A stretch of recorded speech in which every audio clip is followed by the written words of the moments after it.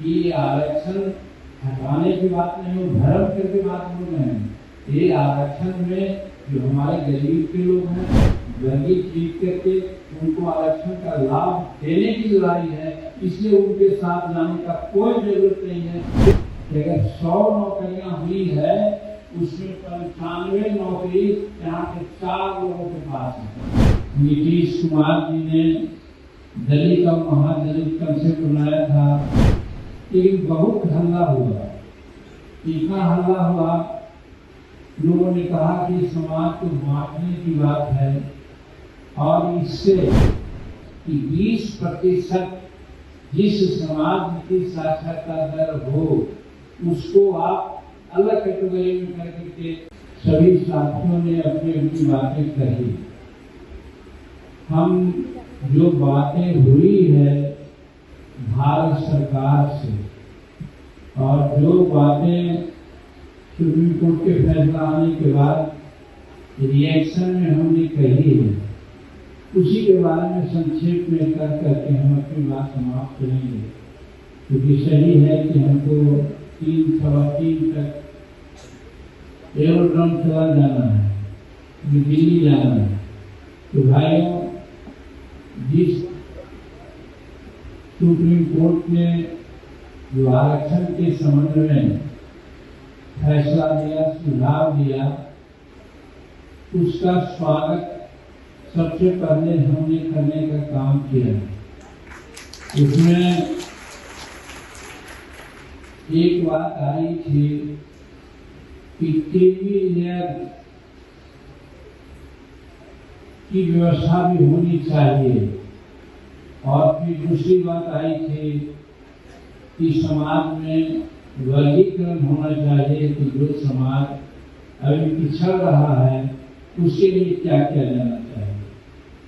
तो पहली बात के लिए तो कम, लेकिन दूसरी बात के लिए हमारे दिमाग में आया कि ये चमत्कारिक और ऐतिहासिक फैसला है, जिसकी बात आज नहीं हम बहुत पहले से कहते आए हैं। आप जानते हैं कि बिहार में भी नीतीश कुमार जी ने दलित और महादलित कंसेप्ट बनाया था, जो वेलफेयर मिनिस्टर थे तब, अनुसूचित जाति जनजाति कल्याण मंत्री के रूप में हम लोग थे तब। लेकिन बहुत हल्ला हुआ, इतना हल्ला हुआ, लोगों ने कहा कि समाज को बांटने की बात है और इससे नहीं डरना चाहिए था नीतीश कुमार जी को। लेकिन नीतीश कुमार गैर भयभीत हो गए और उन्होंने अंत में एक दलित और महादलित का जो कंसेप्ट दिया था उसको उन्होंने समाप्त कर दिया।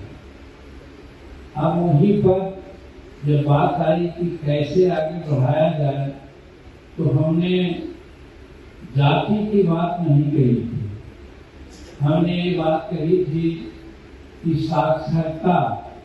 बाबा अम्बेडकर साहब ने कहा था कि वही समाज पिछड़ा है जो शैक्षणिक दृष्टिकोण से सबसे नीचे, सामाजिक दृष्टिकोण से सबसे नीचे। तो शैक्षणिक दृष्टिकोण से पिछड़ने के लिए जो पैरामीटर होता है उसकी साक्षरता दर। तो हम आज से 15 वर्ष पहले जब अनुसूचित जाति कल्याण मंत्री थे और ये जब हल्ला हुआ कि दलितों को बांटने का काम नीतीश कुमार किए हैं दलित और महादलित करके, तो वो तो चुप लगा दिए। लेकिन हमने वहां तक आगे बढ़ के कहा कि जो शेड्यूल कास्ट अभी हैं उनकी साक्षरता दर अगर 15% या उससे नीचे है, उसको निश्चित रूप में महादलित के रूप में रखा जाए और उसको सारी सुविधा दी जाए। ये हम इसलिए सोच के रखे थे कि 15% साक्षरता दर में ये जो 18 जातियां आज हम लोग हैं सभी लोग आ जाते थे। 15 हमारे शेड्यूल कास्ट के जो ये 15-18 जातियां हैं, ये 15% से आरक्षण उसमें ज़्यादा साक्षरता दर नहीं थी, अब कुछ बढ़ी। इसीलिए अब हमारी अवधारणा है आपको समझने के लिए कि अब हम कहते हैं कि 20% जिस समाज की साक्षरता दर हो उसको आप अलग कैटेगरी में कर करके उसी जनसंख्या का आलोचना आप कार्रवाई कीजिए, ये हम मांग करते हैं। उसको आप ऐसे समझिए कि आज बिहार की जो जनगणना हुई है उसमें 20% शेड्यूल कास्ट की बात कही गई है कि शेड्यूल कास्ट 20%। हमारा कहना है कि सबको जाति के आधार पर गणना हुई कि दुसाल कितने हैं, चरवकार कितने हैं, पासी कितने हैं, धोबी कितने हैं, साथ साथ मुसहर भैया कितने हैं, रजवार कितने हैं, भोक्ता कितने हैं, चूड़ी कितने हैं और जातियां कितने हैं। तो हमारा एकदम क्लियर कंसेप्ट है कि हम जब संस्कृति आया ही तो जब गरीब की बात आएगी तो जो गरीब है, सोच वाला है, वो तो बोलेगा ही। तब हम प्रधानमंत्री से यही कहा, हमें तो उदाहरण दिया भाई ने, एक कोई नहीं वहाँ अंकित हुआ होगा तो है, हम कहा मान्य हम भूया जाति से आए, हमारा छोटा भाई इंस्पेक्टर था, आज मर गया नहीं है, वो कब पैदा हुआ था? माँ 10 घंटा धान की रोपनी रोक करके आई थी और 8 बजे रात में उसका जन्म हुआ था। इस परिवार के आदमी हैं, उस परिवार के लिए क्या होना चाहिए सर? जो आज होता है कि जिसका डिलीवरी होती है, हमारे कम्युनिटी में भी मतलब शेड्यूल कास्ट में भी वो इंग्लैंड जाते हैं, अमेरिका जाते हैं, अन्य जगह जाकर डिलीवरी कराते हैं या बढ़िया अस्पताल में डिलीवरी कराते हैं।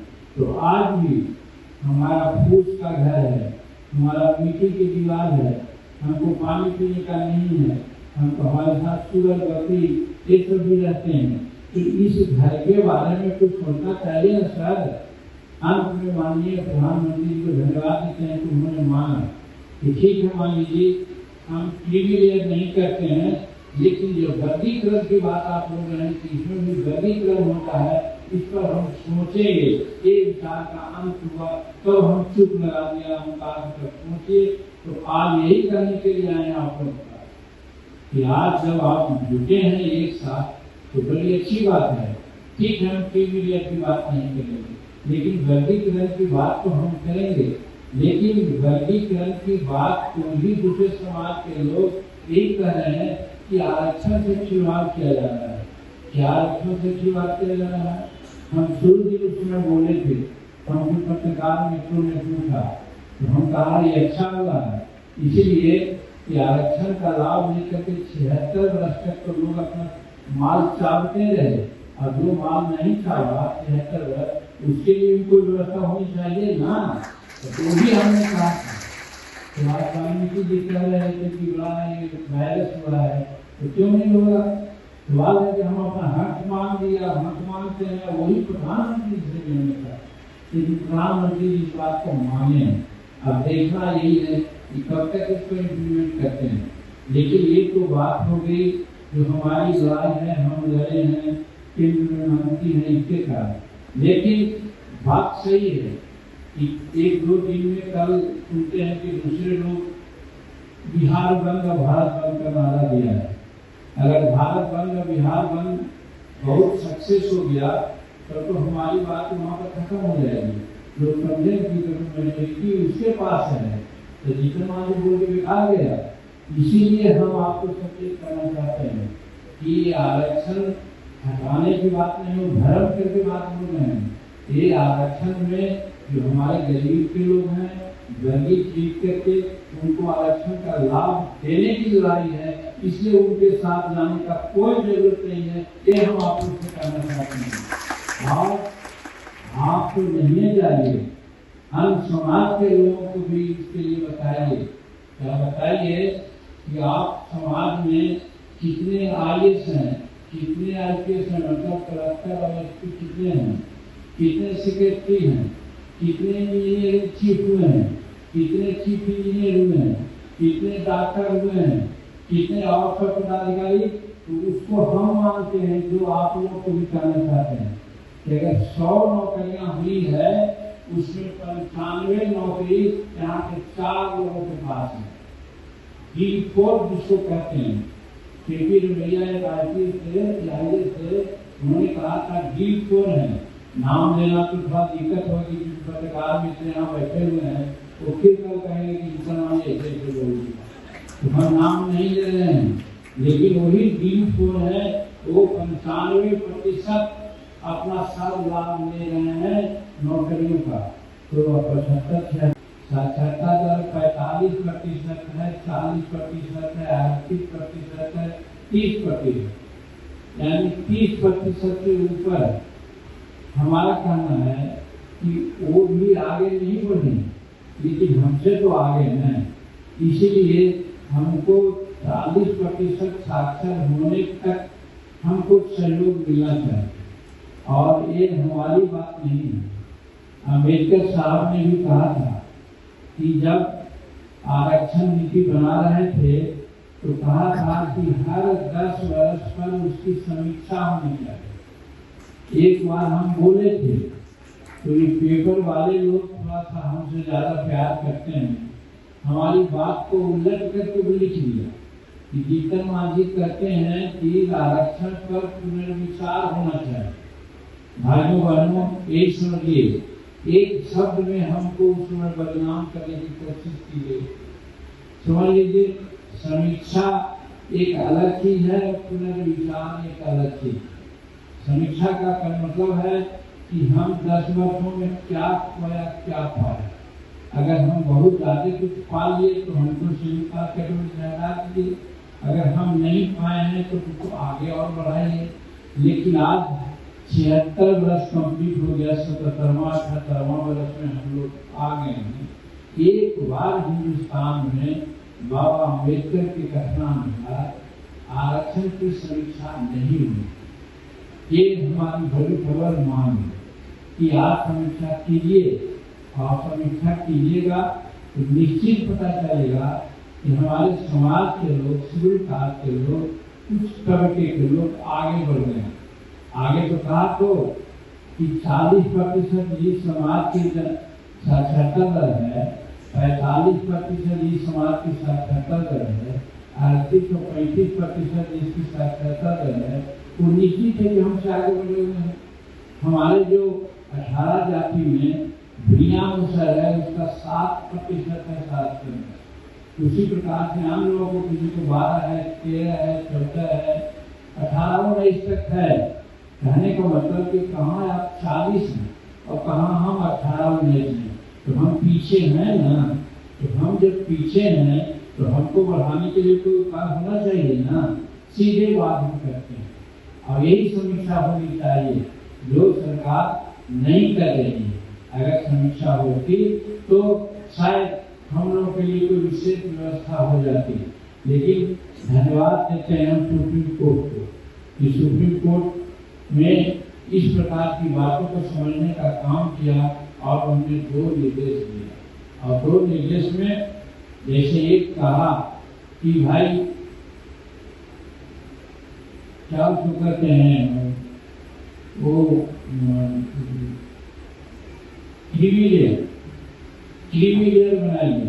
जैसे ओबीसी में है कि 8 लाख जिसकी जनसंख्या की आमदनी है उसको क्रीमी लेयर में हम मानेंगे 8 लाख से ऊपर, और 8 लाख से नीचे जिसका है आमदनी उसको क्रीमी लेयर नहीं मानेंगे।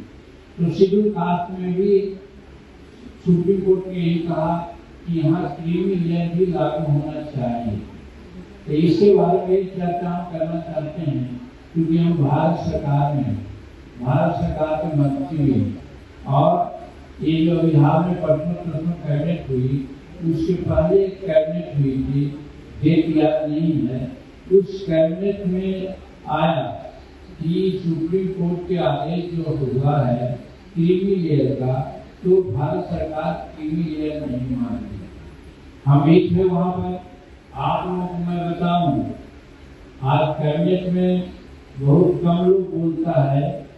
एक उदाहरण बता देते हैं, शेखावत जी हैं राजस्थान के मंत्री। वो जब हम लोग एक जगह जा रहे थे एक ही टर्मिनल से, तो उन्होंने हमसे कहा, मांझी जी हम 8 वर्ष से इस मंत्रिमंडल में हैं, प्रधानमंत्री के साथ इस प्रकार का वर्षा वैसे आज तक कोई व्यक्ति नहीं किया है जो आपने किया है, ये लोगों ने कहा। तो हमने ये कहा कि आज तक गरीबों की सोच वाला कोई मंत्री आया ही नहीं।